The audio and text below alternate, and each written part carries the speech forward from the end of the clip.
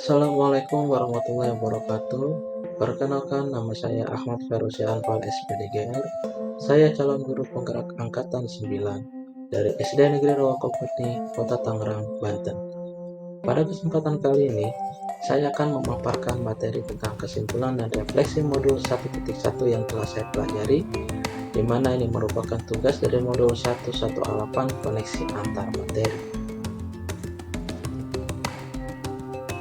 Apa yang Anda percaya tentang murid dan pembelajaran di kelas sebelum Anda mempelajari modul 1.1? 1.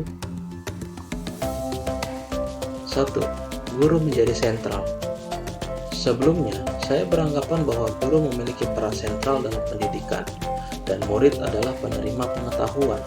Kadang, saya memandang guru sebagai sumber utama informasi, dan murid sebagai penerima yang perlu mendengarkan dan mengikuti instruksi dari guru. Yang kedua, peran siswa yang pasif. Karena merasa nyaman menyampaikan materi, terkadang murid saya anggap sebagai individu yang seharusnya menerima pengetahuan dan informasi tanpa banyak partisipasi aktif dalam proses pembelajaran. Yang ketiga, pendekatan instruksional atau konvensional. Secara tidak sadar, masih sering saya menggunakan metode pengajaran konvensional yang fokus pada penyampaian materi pelajaran dan evaluasi melalui tes dan ujian. Pendekatan ini mungkin lebih berpusat pada guru daripada murid. Yang keempat, kurikulum yang terpusat pada materi. Sebelum mempelajari modul 1.1, saya memiliki persepsi bahwa kurikulum lebih fokus pada materi pelajaran daripada kebutuhan dan minat individu murid. Kurikulum mungkin dianggap sebagai daftar isi yang harus diajarkan kepada murid. Dan yang kelima, evaluasi yang berfokus pada tes. Sebelum mempelajari modul 1.1, saya menganggap evaluasi dan pengukuran keberhasilan murid lebih fokus pada ujian dan tes daripada penilaian yang holistik terhadap kemajuan dan perkembangan murid. Lalu, apa yang berubah dari pemikiran atau perilaku Anda setelah mempelajari modul ini? Setelah mempelajari modul ini, pemikiran yang berubah dari saya yaitu yang pertama, peran guru yang lebih kolaboratif. Modul ini menginspirasi saya untuk melihat peran guru sebagai fasilitator pembelajaran yang bekerja sama dengan murid. Saya menyadari pentingnya kolaborasi dalam proses pembelajaran. Yang kedua, murid harus aktif. Modul ini memperkenalkan saya pada pemikiran filosofis tentang pendidikan seperti yang digagas oleh Ki Hajar Dewantara. Ini dapat mengubah pemahaman saya tentang tujuan dan makna pendidikan sebagai alat untuk membentuk karakter, moral, dan warga negara yang berkualitas. Sehingga, sejatinya, murid harus aktif dalam pembelajaran untuk membentuk moral positifnya. Yang ketiga, pendekatan pembelajaran yang berpusat pada murid. Modul ini dapat mengubah pandangan saya tentang pendekatan pembelajaran. Murid mungkin dilihat sebagai individu yang aktif, memiliki keunikan, minat, dan potensi masing-masing. Saya lebih cenderung mengadopsi metode pembelajaran yang berpusat pada murid. Yang keempat, pentingnya pembelajaran yang bermakna. Dari modul ini, saya sadar bahwa pentingnya menekankan pembelajaran yang bermakna dan relevan bagi murid.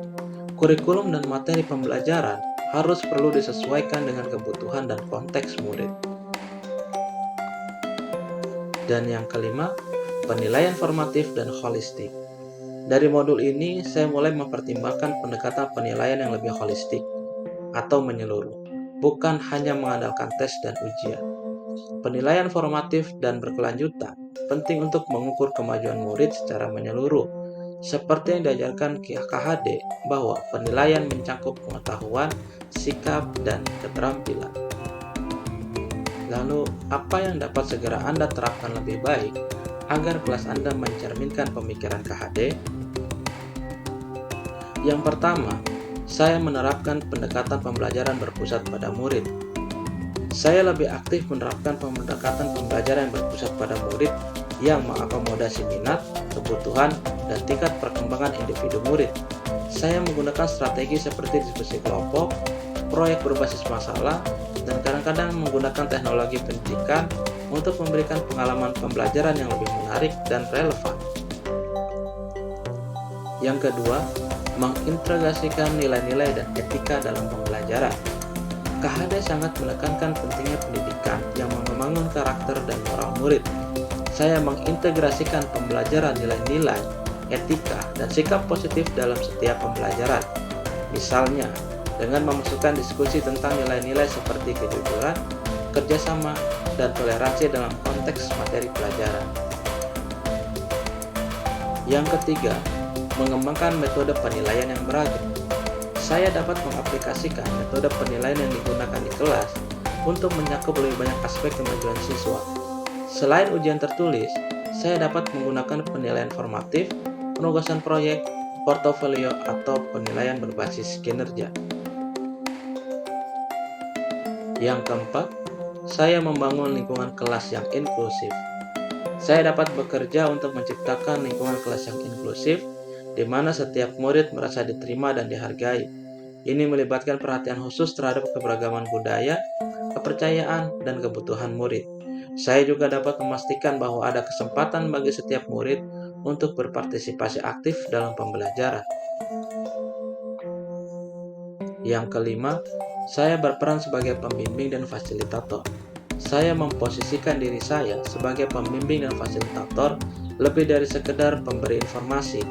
Saya dapat menggali pertanyaan siswa, merangsang diskusi, dan mendorong murid untuk mengejar pengetahuan secara mandiri.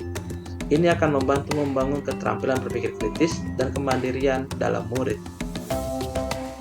Kemudian, kesimpulan yang dapat saya ambil setelah mempelajari modul 1.1 ini yaitu pemikiran Ki Hajar Dewantara mencerminkan komitmen pada pendidikan yang inklusif, hak pendidikan untuk semua, dan pembentukan karakter.